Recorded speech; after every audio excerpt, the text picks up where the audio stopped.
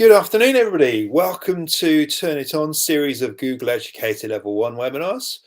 Just to make you aware that we are recording this session, it will also be available with all the other webinars on the YouTube channel for our Google Educator series.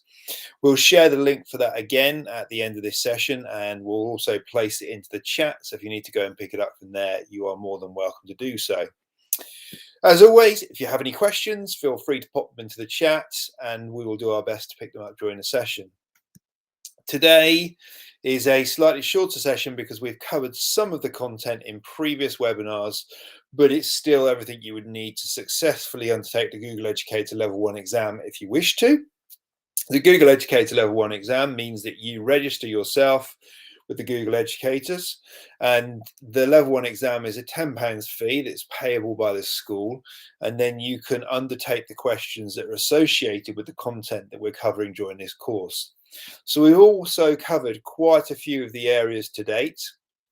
We've looked at things like Google Classroom, all the Google apps in the docs, slides and sheets. We've also had a look at how we can create more immersive learning content such as Google Earth. And all of that comes together. Now, some of the questions I've had people ask, well, how does it get structured? The questions can be varied. Sometimes it'll be a straightforward multiple choice. Other times it may ask you to undertake a task, and then it will grade how you complete that task and whether the outcome is correct. And sometimes you may be asked to give short explanations, and then all of that will be marked by machine learning AI. And then from that, you'll either be a pass or you will be a fail. And if you fail, you've got to retake again. But you may be just undertaking this series of webinars to help with your own professional development, which is absolutely fine. You're more than welcome to come along. So today is session 6. And we've got one more to go after this. And session 6 is really around focusing on media and video. And we'll touch a little bit on how to undertake and facilitate group work. It'll be one of those things where a lot of the areas we've looked at previously feed into that module. So let's move forward and have a look exactly what's content in that module for our session 6. Today, the thing we will spend most of our time looking at is YouTube and how to get the most out of YouTube. Now, some of you may use that socially, and you may already have some channels on there, or you might be a heavy user from things that you get up to outside of school with creating video content about interests or clubs or groups that you contribute to. And YouTube is amazing for that, but it's also a fantastic tool to introduce pupils and students to in school. If you are recording videos, YouTube's got some simple editing tools, but it's also a great way of hosting that and then sharing it on other things, such as whether you're going to embed it on the school website or whether you're going to pop it somewhere else. It's one of those tools that it surprises you just how much there is in there and how much you can do with it. And we will this afternoon have a look at how that works and how that comes together for you. Unit 12 itself is all about sections we looked at before, such as Google Classroom and Google Docs. So I'm just going to talk through those now before we go ahead and have a look at the content in Unit 11.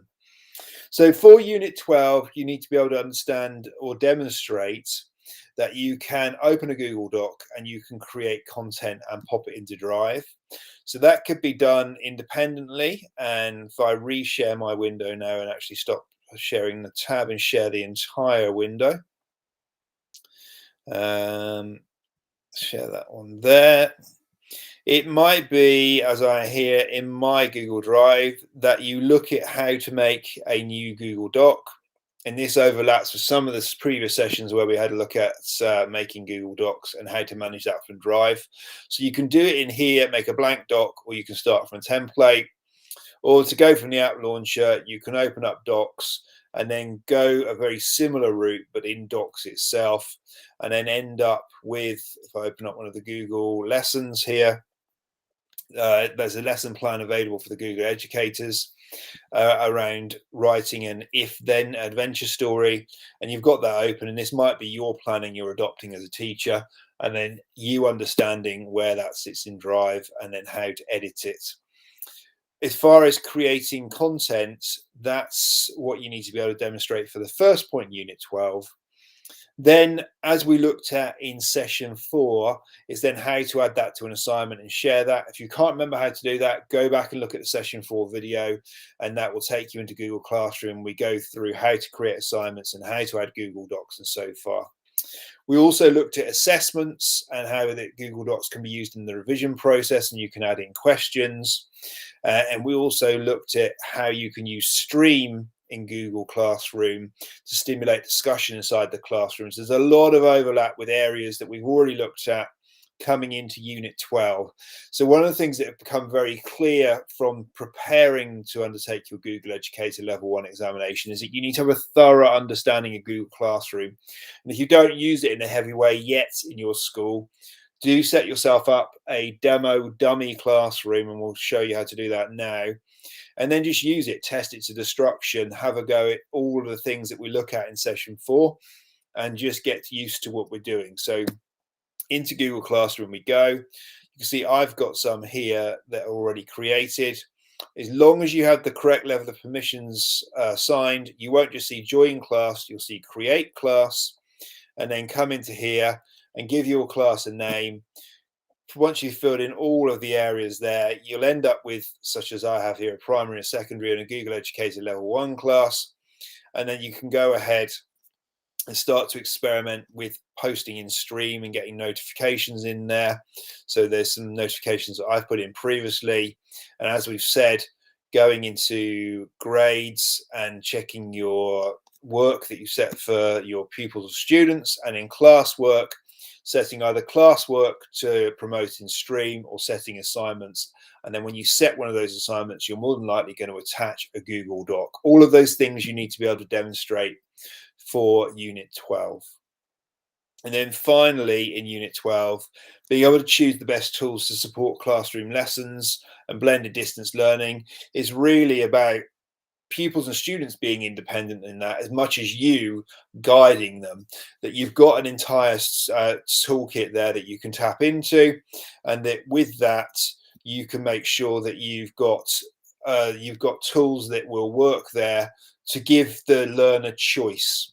Really what that means is that up here in Google Apps, that you show them the context and the use and the positives of all the different apps that you have in here. If it is Google Sites and how to build a Google site and modify the content in Google site, when that might be a better choice than creating a classroom. So you say, we'll go into Google Sites, but we might promote this Google site through our Google Classroom. And what we're going to do is we're going to build ourselves an intranet, or we're going to build ourselves a web page. And here is one that I've made earlier. And it allows you to use all the tools on the right hand side to build that. So you can think about, well, actually, do we want a classroom environment, or do we want pupils or maybe parents to come into something that behaves more like a website? And then you can mimic a generic skill set that you're going to use for wider life skills, those 21st century learning skills we looked at during session 1, where you have a look at what you've created and you can go through editing it, and then you can publish it if you want to, or you can keep it internal if you don't. So that last point in the slide deck is a really key one, and understanding where you are going to go for that blended distance learning. And it could be that it's something really simple, such as you're just going to set up a Google Meet, and what you want to do is have face-to-face contact with pupils that you can't have with you. That could be for reasons of pastoral care. You might be promoting mental well-being, that you know that there's a particularly vulnerable young adult at home, and what you want to do is connect them with their peers in class. And all it is Google Meet and setting up a meet in calendars. So there's lots of different aspects there to that final point in Unit 12, but this is where, as with many of the aspects of Google Education, it will thread through the previous sessions. So what we're going to do today is just swap over, and we are going to reshare the tab we were on for the presentation and have a look at YouTube. So YouTube is going to be the main focus, and certainly in Unit 11, you're going to need to know how to do certain things with YouTube. I've always got a question for you. So if you want to contact me after this session, or if you want to pop anything in the chat, you're more than welcome.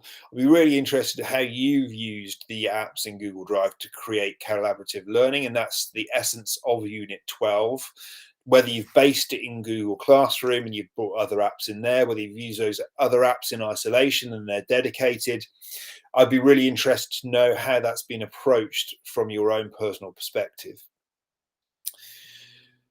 So with YouTube, there are various things that you need to be able to demonstrate that you can undertake with the product itself. With many schools, YouTube is something that's disabled or it's blocked by the broadband filtering. So before you go ahead and use this in class, as a mental health warning for yourself, get YouTube open, log in as a test pupil account. And when you're logged in as a test pupil account, check that various features that you're going to ask pupils or students to use actually do work. And if they don't, you're going to need to talk to your IT support and get various things switched on and off in the Google Admin Console. This isn't about the Google Admin Console, but YouTube has proved to me, when I administrate my own admin center, there's a lot of subsections and settings that need to be flicked on and off. It's not a question of you put one set of settings to on and everything goes. And one of the big aspects I found out we'll touch on later on in this session, and we'll see if it's going to work, because I've tried re-enabling it today. The YouTube product itself obviously has huge commercial success, but has many benefits in school. And it could be as part of the computing curriculum, or it could be that you're using it to praise and showcase what's going on in other subjects. It might be that you're showing academically what's been achieved.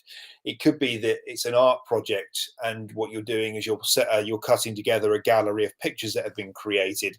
Maybe it's 3D models and sculpture, and you've got short videos. Well, that can all be showcased in YouTube and then either shared through YouTube back to your Google Classroom via a share link, or it might be that you're going to embed that and host that in a school website if your website supports that function. Not all website providers still do support that function. And then it's how to use some of the content that's there. Obviously, this needs to be safe, and this is one of the things that you need to be very, very aware of, that the safeguarding duty upon you in school is absolutely key here. And your filtering should take out harmful content, but there are further settings that can be applied in Google Admin Center to take out certain content that might be in videos. The videos that we're going to use today, and the channel I'm going to use today, is pretty much unrestricted, and I've opened it up for me as a teacher. One of the other things you might need to do is get YouTube opened up for a particular hour of teaching, and then get it locked back down for whoever administrates the filtering on the broadband, and that's completely separate to Google Workspace. If we switch over and have a look at YouTube, and I'll go over to the other tab. Again, keep placing those questions into the chat. I've picked up a couple as we've gone through and addressed those, but it's always good to get more insight. So now we're sharing YouTube itself.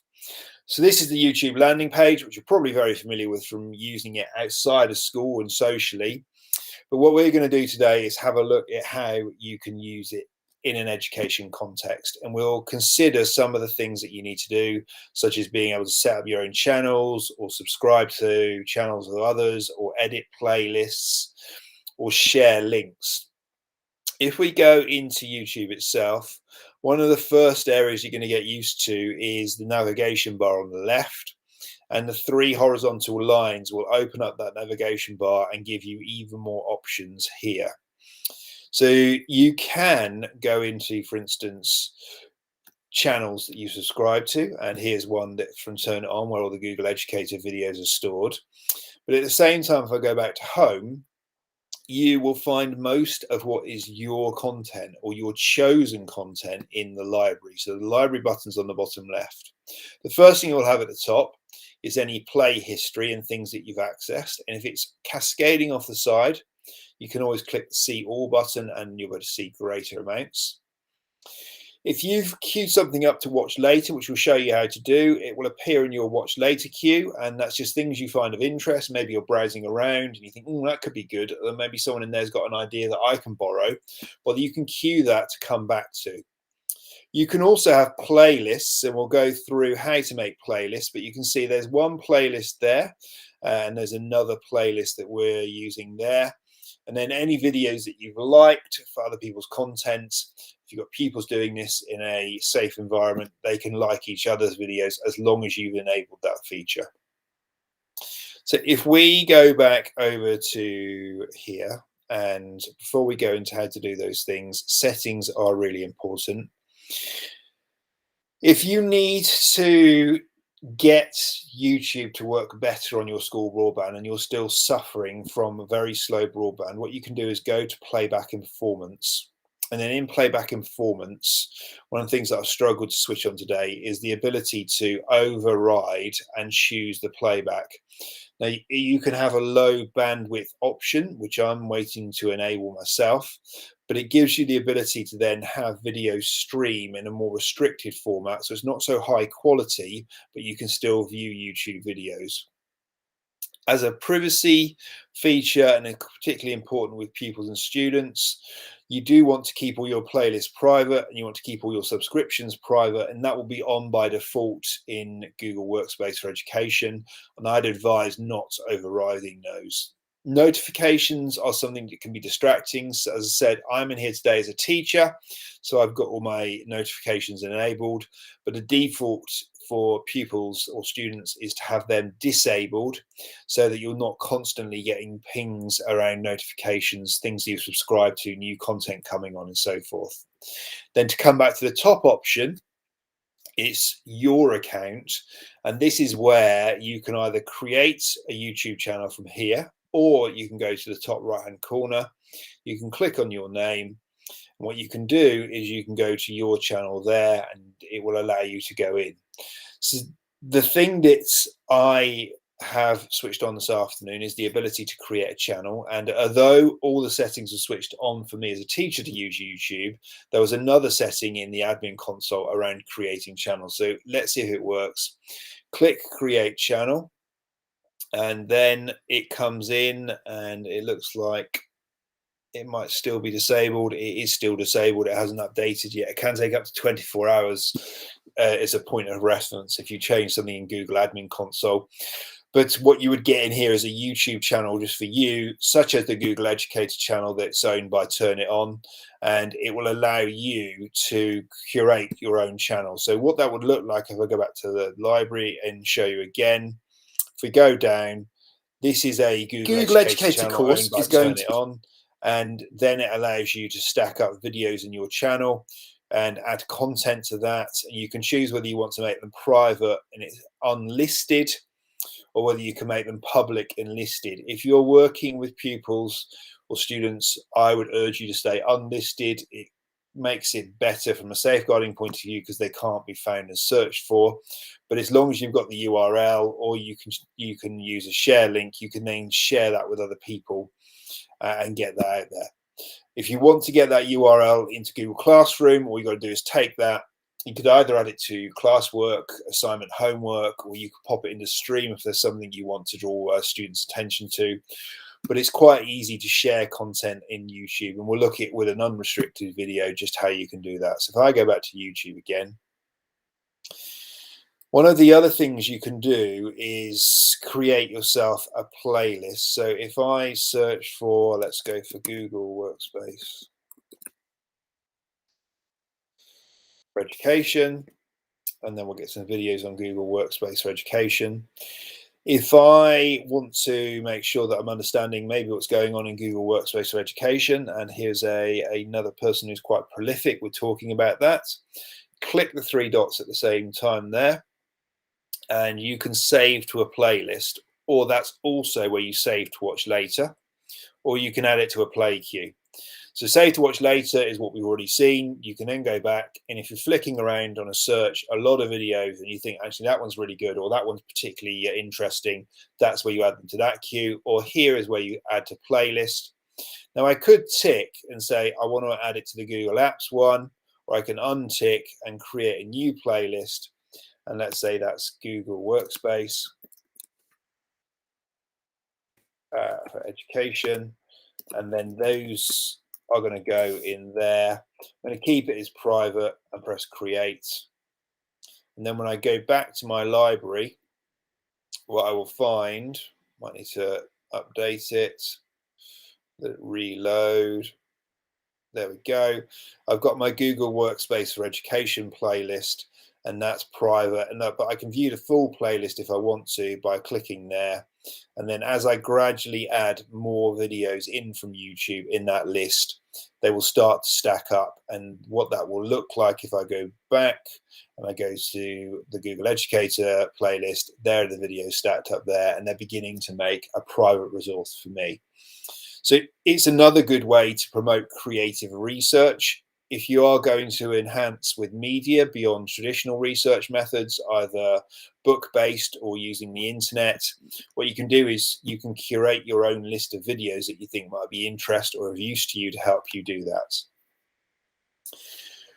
So we've gone through creating videos, we've gone through how to make your own channels, we've also covered how to make playlists, and then you can edit those playlists. The restricted mode means that visibility is not available on the wider internet, and restricted mode, as I said, is really essential from a safeguarding point of view. When you come to play content, and I think most people are quite happy with this, so I'll only Google Educator course. If I pause that, you can add in closed captions, and it will then have the closed captions associated with the video. That's also good for learning access. You can have a mini player, which will take the video down to the side of the screen, or you can bring it back to full screen. You also can have it in theater mode, which brings it out to the main mode, or you can take that out again, bring that back to there. You can in here have settings, and unlike where I was trying to show you on the other side, you can choose the quality of your streaming. So at the moment, I've got it on automatic. It will pick the best quality video for the speed of the broadband I'm using. But if I know we've got either a bad wireless system in school or the broadband speeds are notorious for being tricky at certain times of the day, I can drop the quality of the video, and then that should allow me to still play the video, albeit it's not in the quality I would desire, but it does have it there. You can do things in here like change the speed of playback to make it slower or make it faster, and have it play permanently on that. And here is where you can choose if you want closed captions on and off all the time. So you've got various options there. And if you want to have it full screen, you've got it in full screen. I'll come back out again, and you've got your videos available to you to use that way. If you need to share that and you think it's a particularly useful video, as well as copying the URL from the top, you can use a share link, and then share link instantly branches out to other social media. And as we said earlier, it's important to know how you can use YouTube to embed in websites. So you can go to an embed code, and what you'll get is an iframe format, and then you can choose in pixels the height and the width. So you can change those values in there, 560 and 315, to get a different dimension, a ratio, and then you copy that. And you can also choose a starting point of where you want that video to play from, and then embed that into things like websites. You could also embed that into things like Google Sites as well. So there's a fair bit of scope there to go in and adjust your own video content. We'll just come back out of that and we come back to YouTube itself. Coming back over to the side, you can see here then my playlists sit on the side. If I want to get into more playlists, I can. I haven't got any liked videos at the moment, but I could do. The other thing is with sending feedback in, there's often features that schools find that they need that general YouTube users don't necessarily need, and usually they're around restrictions or checking quality of videos or getting rid of videos you don't want. So you can send feedback in. You can also report history about different videos, so it's easy to get that to go back in, and then you can get to your reports from there. If you want to view your subscriptions, and here I've subscribed to someone, I can view my subscriptions there. So if I wanted to again to subscribe to somebody else because they're of interest to me, let me bring Google Workspace for Education again, and it might be, here's my current person I've subscribed to, but there's another person here that I'd like to subscribe to. So let's go in and have a look at that video. In this short video, I'm going to pause that, and then the subscribe button is there. It's blatant, it's in your face.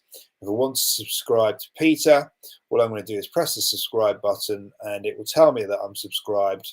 And then when I go back over to YouTube over here, I can go to my subscriptions, and then I've got my other subscriptions in there, and I can see older content from the people that I'm subscribed to. You can either manage all of your videos as thumbnails in a grid view, or if you want to, you can swap them over and have them in list view.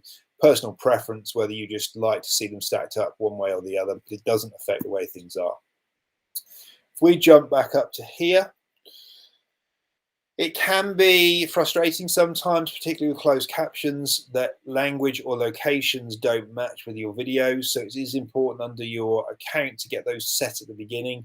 Go in and choose your default language. And if you've got pupils that are EAL, they can go in and choose their native language if it's other than English. But it's important to have location as United Kingdom. Otherwise, you're going to get locations with content from other places around the world, and you won't necessarily be able to do anything about it. So as far as YouTube is concerned, they're the main features. If you want to take it to the next step, which is Google Educator Level 2, in Google Educator Level 2, you need to be able to upload your videos, edit them, and put them onto your YouTube channel. But for Level 1, it's more about the use of YouTube as a platform and then sharing it across other Google Education apps or everything else in Google Workspace. I'm just going to swap back over and reshare the slide.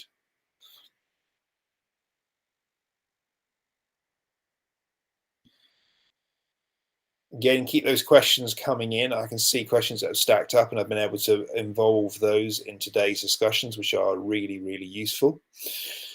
So back onto the slide itself. Usually, Unit 11 content isn't laboured heavily. From what I've seen, people that have undertaken the Google Educator Level 1 exam, but more readily than not, it's YouTube as a product that's asked in the context of other Google apps in Google Workspace.